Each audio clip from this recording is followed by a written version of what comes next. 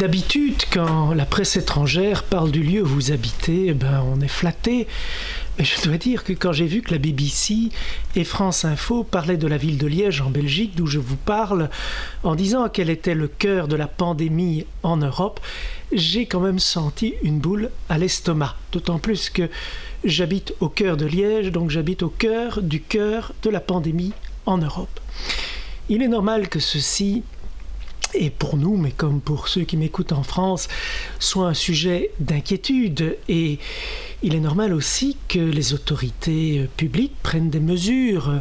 À Bruxelles, par exemple, mais même les cultes sont à nouveau confinés. Ici, dans la province de Liège, heureusement, ce n'est pas le cas, mais toutes les fêtes religieuses, première communion, confirmation et autres, sont suspendues sine die. Comment réagir ?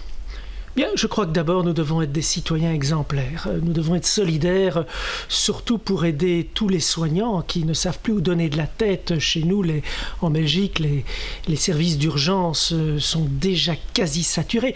Nous devons être exemplaires. Mais en même temps, il faut se rappeler que l'Évangile, lui, ne se confine pas.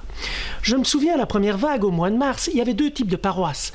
Il y avait celles qui, suite au confinement, arrêtaient tout. On aurait dit qu'elles étaient en état d'hibernation.